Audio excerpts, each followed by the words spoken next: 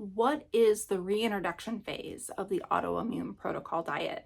How long does this last? These are questions I had when I started. When I did the autoimmune protocol, I knew the reintroduction phase was a slow process. I didn't realize how slow. That is what I'm going to be talking about in this video. I went through the autoimmune protocol this last year, and I am still going through the reintroduction phase. We're over 6 months later, and there are so many things I can reintroduce, but choosing which ones to start with was kind of tricky for me.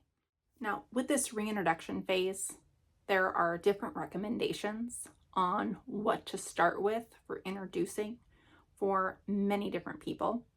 And it's all going to be, you get to be the one to choose what you're going to introduce. Now, one of the things that is suggested that I'm going to point out with that if you're like me, and you are craving eggs, that was one of the first things I introduced. However, there is a best protocol in order to reintroduce eggs. And that is to do pasture-raised eggs with the yolks. And then you can try conventional eggs with the yolks. And then pasture-raised eggs as a whole egg. And then conventional raised eggs as a whole egg. So notice that was 4 different processes. And each time you do have an introduction that you're introducing a new food, the typical suggestion is 4 to 10 days. Well, I just did one every 7 days because it's a lot easier to remember what day of the week I'm starting a new food and I have another day of the week to look forward to. So that's what I'm like, it's right between the 4 to 10. And I found out when I was introducing things, there were some reactions I had. It wasn't until day 4 I would have a reaction where I would start to have a rash. If I had stomach issues, they would happen within the first day. If I started sneezing or my nose was dripping, I would have that type of reaction within the first 2 days and notice those types of reactions. It was more of the rashes and those types of side effects I wasn't having myself until day 4. And then when I had something and I wouldn't have a reaction, I would wait 2 or 3 days before I would have another serving. So when you're reintroducing things, you want to be careful on how you're introducing them. It may sound like a very slow process, but the way to think of it that helped me out, I get to choose what I want to reintroduce every week. And it was every Monday. I'm like, what do I want to choose? When you've had so many things that you've eliminated, when you bring it back, you're like, I have all these things I could have. Which one do I want to introduce first? So that's just another way of looking at it. And remember, and that helped keep me strict on the autoimmune protocol. I did it for 90 days and then started the reintroduction process. And really the last couple weeks, I kept thinking, what do I want to introduce first? That was actually really hard. And one of the first things in the first month was I wanted to introduce one of my seasonings, which had nightshades. And I found out then it was day 3 or day 4, I was getting a rash on my arm. And I'm like, okay, no more seasoning for me. And here it was several months later before I was able to have a very small amount of seasonings.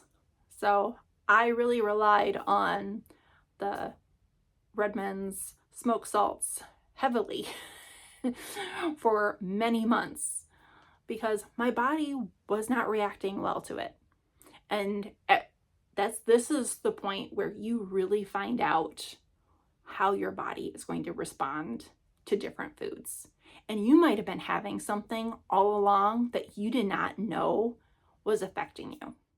Okay, so I talked about eggs for quite a while and suggestion on how to introduce those. Well, some of the other first things that you may be able to introduce will be butter or ghee. And if you're a coffee drinker, that's another suggestion to be able to introduce coffee. So that's quite a few different things that suggested that you can introduce one at a time and see how you react to it. And again, when you're introducing these foods, you aren't having them on a daily basis during that first introduction. So when I had coffee, I wasn't introducing coffee on a daily basis. Actually, after not having coffee for 3 months, I still am not, I'm almost 9 months later, I'm still not really craving coffee on a daily basis or wanting coffee on a daily basis. I don't even have a cup of coffee once a week, and I used to drink a pot or two of coffee a day. So it really does change your perspective of food and what foods you are fueling your body with when you're going through this process. So as an overview, the reintroduction phase is really going to be different for every person, because I know I've tried to introduce seasonings like 3 or 4 times over the last 8-9 months, and it did not work until this very last time. But there I was spending an extra couple weeks adding in a food that I really wanted badly. I think even garlic was one of my seasoning was one of my first seasonings to try. It did not go well. So it's going to be different for you. So listen to your body. What are you craving? Introduce in small amounts and be mindful about your reactions. Think through your reactions. Some of those reactions might not show up in the first day or 2. Like I said, it was 3 or 4 days. A lot of times it was by day 4, I would have a rash or something. And that is when I knew, like, I was pretty much at the point as I was introducing foods, I knew if I made it to day 5 without any reactions, it was probably a safe food that I could start introducing. Now, I did, with the eggs, I did switch to conventional eggs, and then I started noticing issues, and then switched back to pasture-raised eggs using the whole eggs, and some of those issues went away. So some of it has to do with the amount you are eating after it's introduced. So when you're introducing it in small amounts, be mindful if you're having a reaction and you eliminated one of the foods and you're still having a reaction, it could be something that you introduced earlier that you're eating more of, and having that much of it, your body is not able to tolerate.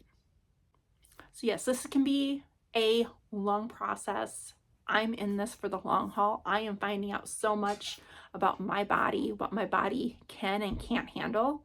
And I have no problem, because I feel like every week I get to try something new.